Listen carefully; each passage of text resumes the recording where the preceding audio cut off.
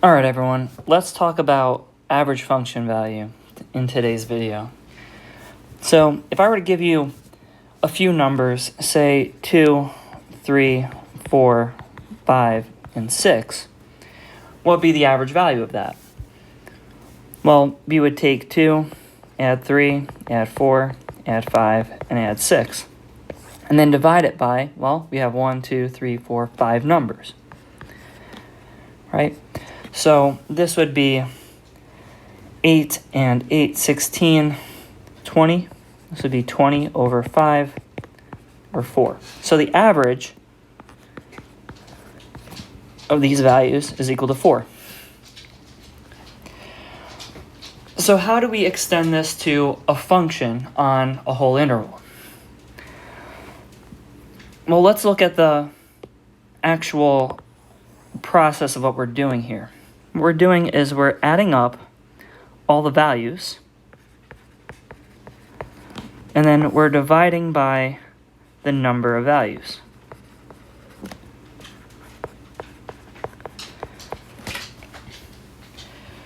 So if we were to extend this to an interval, say a to b, and we were looking at a function f of x on that interval,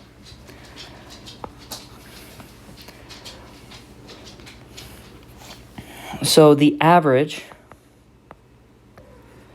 of f of x on that interval should be something like the sum of f of x sub I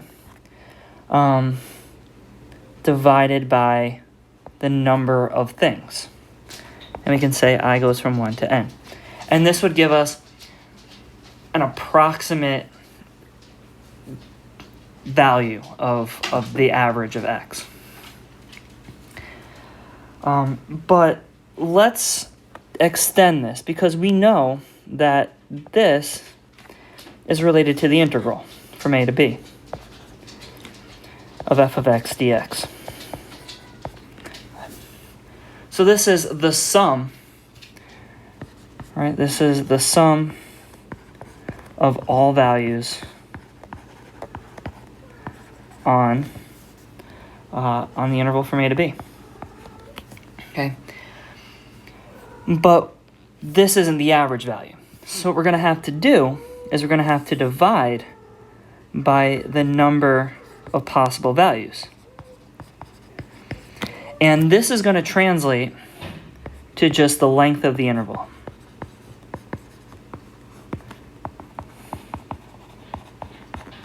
So our formula here is f average is equal to the integral from a to b of f of x dx, all divided by b minus a. Let's look at a couple of examples. So if we were to look at a simple example, let's say f of x is x squared, and we're looking on the interval from 2 to 3. So the first thing we're going to do is we're going to find the integral of this function. And we're going to divide it by 3 minus 2. So this is just the formula. We haven't really done anything yet. Okay. So 3 minus 2 is 1. So this is over 1. And this guy is the integral from 2 to 3 of f of x, but we can replace that with what f of x actually is, x squared dx. Now we integrate it. So this is 1/3 x cubed, and we evaluate that from 2 to 3.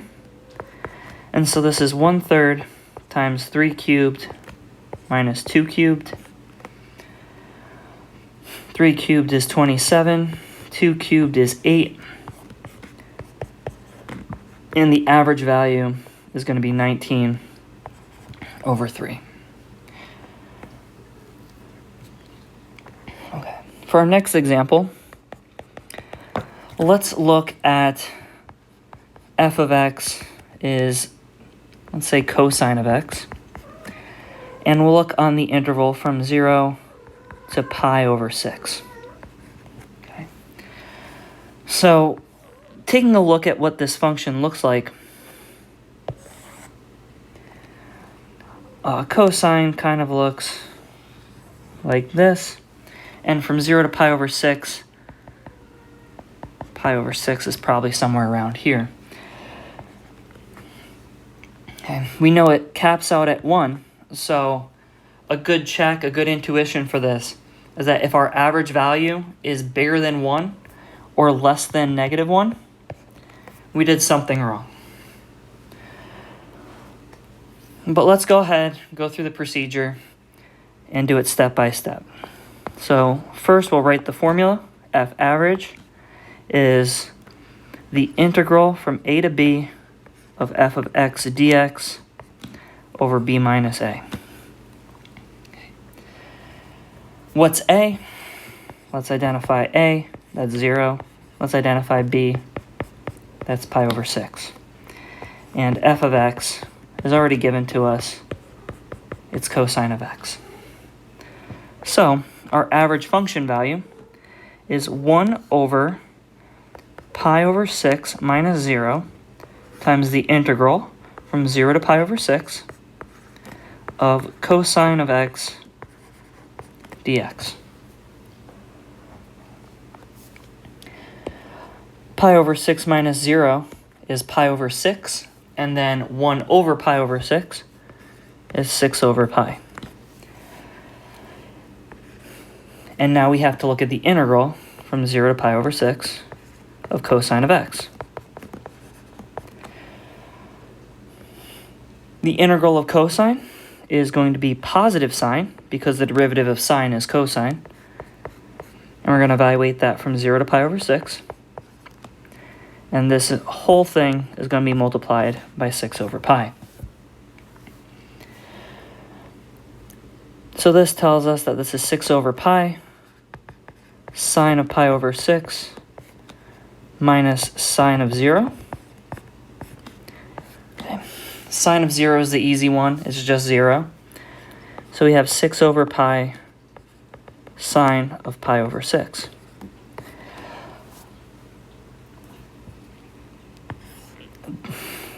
If you can memorize what sine of pi over 6 is, that's great. I can never do it, so I'm just going to draw the triangle.